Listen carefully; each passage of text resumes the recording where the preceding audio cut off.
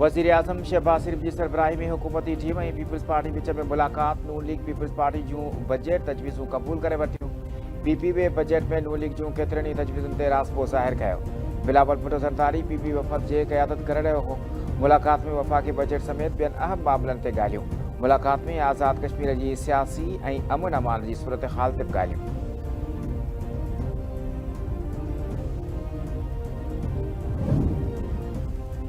वज़ीर आज़म शहबाज शरीफ तरफां गिलगित बल्तिस्तान की चूंडनि में पीपल्स पार्टी की सोबत सदर आसिफ अली ज़रदारी और पीपी चेयरमैन बिलावल भुट्टो ज़रदारी के वाधायूं। संदसि चवणु आहे त पीपल्स पार्टी गिलगित बल्तिस्तान में अक्सरियती सियासी जमायत तौर साम्हूं आई आहे, जंहिं ते उहा मुबारकबाद जी हक़दार आहे। पुरअमन शफ़ाफ़ ऐं सियासी सरगर्मियूं जमहूरियत जो हुस्न आहे। वज़ीर आज़म शहबाज शरीफ सदर आसिफ अली ज़रदारी और पीपी चेयरमैन बिलावल भुट्टो ज़रदारी के फ़ोन करे चूंडनि में कामयाबी ते वाधायूं ॾिनियूं।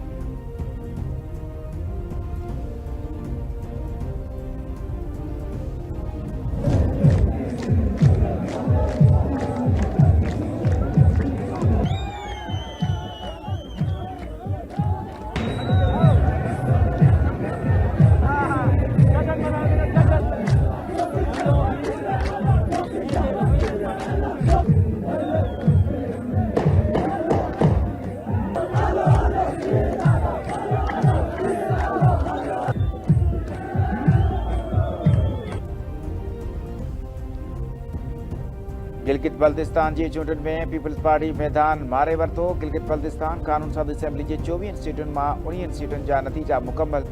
गैर हतमी और गैर सरकारी नतीजनि मूजिब चूंडनि में पीपल्स पार्टी 9 तकत ते कामयाब थी। सब खां अॻिते मुस्लिम लीग नून 3, MWM 1 ऐं आज़ाद उम्मीदवार 6 सीटुनि ते सोभारा। पीपल्स पार्टी GBA 1, 2, 4, 5, 7, 9, 10, 11, 12 ऐं 19 ते कामयाबी माणे वरिती।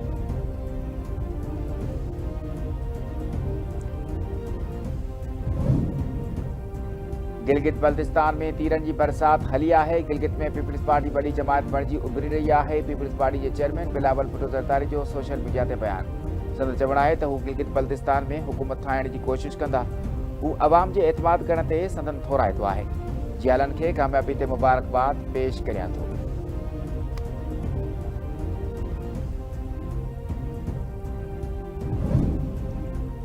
वज़ीर आज़म शहबाज शरीफ की सदारत हेठ क़ौमी इक़्तिसादी काउंसिल जो अॼु थियल इजलास मुलतवी। ज़रीअनि मूजिब इजलास में ईंदड़ माली साल के क़ौमी तरक्याती बजट मंज़ूरी के लिए पेश थियणी हुई। हुकूमत और पीपल्स पार्टी विच में मामलन ते इतफ़ाक़ न थियण सबब इजलास मुलतवी कयो वियो। इजलास सुभाणे थियण जो इम्कान।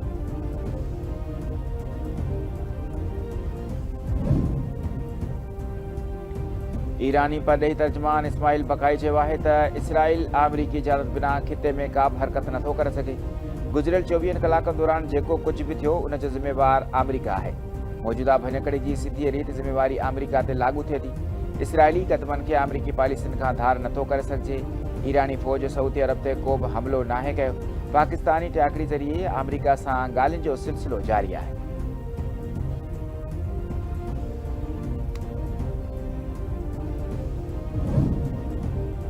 ईरान और इसराइल जा एक ॿिए ते हमला। ईरान पारां इसराइल के ओलहंदे में मीज़ाइल फायर करण सबब इमारतुनि खे नुक़सान। पासदारान इनकलाब जो चवणु आहे त ईरान में रेडार ठिकाणनि ते हमलनि के जवाब में नेवातेम और तिल नौफ बेसिस के निशानो बणायो वियो। इसराइली खबरनि सबब तेहरान, अस्फहान, तिब्रेज़ और कर्ज में धमाका। इसराइली फ़ौज जो चवणु आहे त माहे शहर में पेट्रोकेमिकल कॉम्प्लेक्स में केतिरनि हदफनि के निशानो बणायो वियो। कार्रवाई ईरानी के जवाब में कई वही। ईरान इसराइल ते 10 बैलिस्टिक मिसाइल फायर किया। समूरा मिसाइल नाकाम बणाया विया। यमन में इसराइल ॾांहुं मिसाइल फायर किया विया आहिनि। हवाई दिफ़ाई निज़ाम मिसाइल हमलनि खे नाकाम बणाए रहियो आहे।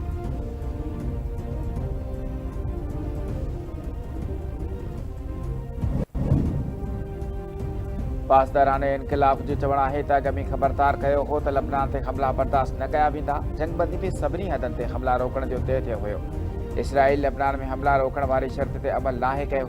ईरानी हमलनि जो हदफ़ रमात डेविड एयरबेस हुयो, जंहिंखे इसराइली फ़ौज रखण लबनान और बेरूत ते हमलनि जे लाइ इस्तेमालु कयो।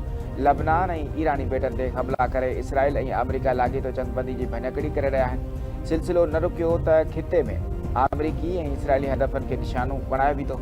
ईरानी सुप्रीम लीडर जे सलाहकार मोहसिन रज़ाई जो चवणु आहे त ख़बरदार कयो ख़ुदि जंगबदीअ जी भञकड़ी ऐं लबनान ते हमला बर्दाश्त न कया वेंदा। हमलो कंदड़नि खे राति जवाबु मिली वियो।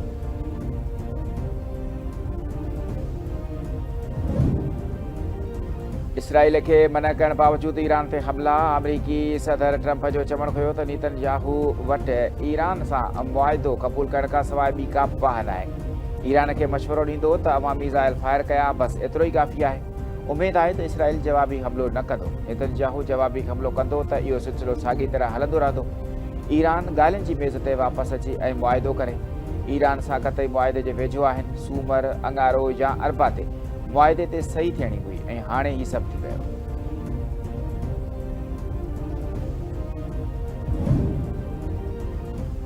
ईरान जे परॾेही वज़ीर अब्बास इराक़ची चयो आहे त हिन बर्तानिया, तुर्किया ऐं पाकिस्तान जे आला अमलदारनि सां टेलीफोन ते राब्ता कया आहिनि। फील्ड मार्शल सैयद आसिम मुनीर सां ॻाल्हि ॿोल थी आहे। फील्ड मार्शल अमेरिका ऐं ईरान विच में टियाकड़ीअ जी कोशिशुनि जे लाइ अहम किरदारु अदा कयो।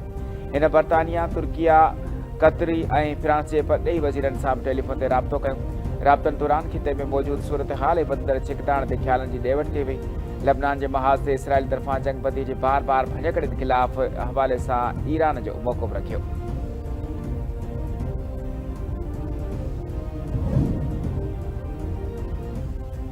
हैदराबाद में जूनियर क्लर्क मारिया सारियो ऐं 14 खदड़ा फ़क़ीर जी ज़मानत मंज़ूर। आज़ादु करण जो हुकुम। कंज्यूमर कोर्ट जे इंचार्ज जज 10,000 रुपयनि जे मुतलक़नि एवज़ ज़मानत मंज़ूर करे वरिती। मारिया सारियो ऐं खदड़नि फ़क़ीरनि ख़िलाफ़ कैंट थाणे ते SSP ऑफिस में हंगामो करण जो केस दाख़िल कयो वियो।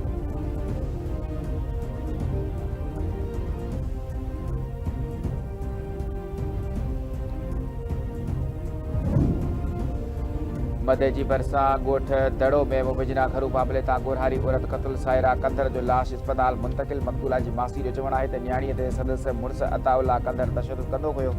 अॼु जवाबदार सायरा खे घुटा ॾेई या वरी ज़हर ॾेई क़तल करण खां पोइ फरार थी वियो आहे।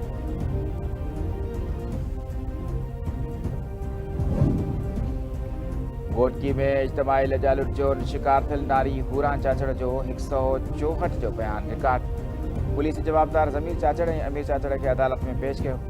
नारी बयान में चयो आहे त जवाबदार मुश्ताक चाचड़, निसार चाचड़, ज़मीर चाचड़ ऐं अमीर चाचड़ खे ज़्यादती जो निशानो पढ़ायो। मीडिया सां ॻाल्हाईंदे नारी चयो त पुलिस मुख्य जवाबदार मुश्ताक चाचड़ ऐं निसार चाचड़ खे अञा नाहे गिरफ़्तार कयो। जवाबदारनि खे गिरफ़्तार करे इंसाफ़ कयो वञे।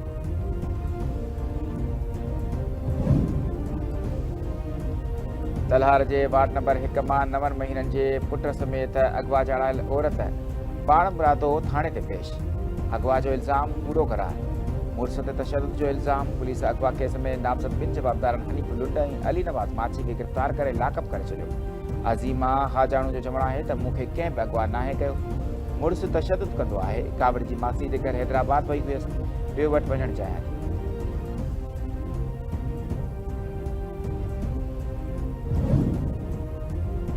मीरपुर खासी टाउन थाणे जी हद गुलशन हैदर में नाबालूग हथियारबंदनि फायरिंग करे पुलिस एहलकार ख़ालिद मरी खे क़तल करे छॾियो। पुलिस मूजिबि ॿिनि मोटरसाइकिलनि ते सवार 5 जवाबदारनि ख़ालिद मरी जे घर आॾो पहुची मथस फायरिंग कई। लाश अस्पताल मुंतक़िल। क़तल जो कारण फौरी तौर ते मालूम न थी सघियो आहे।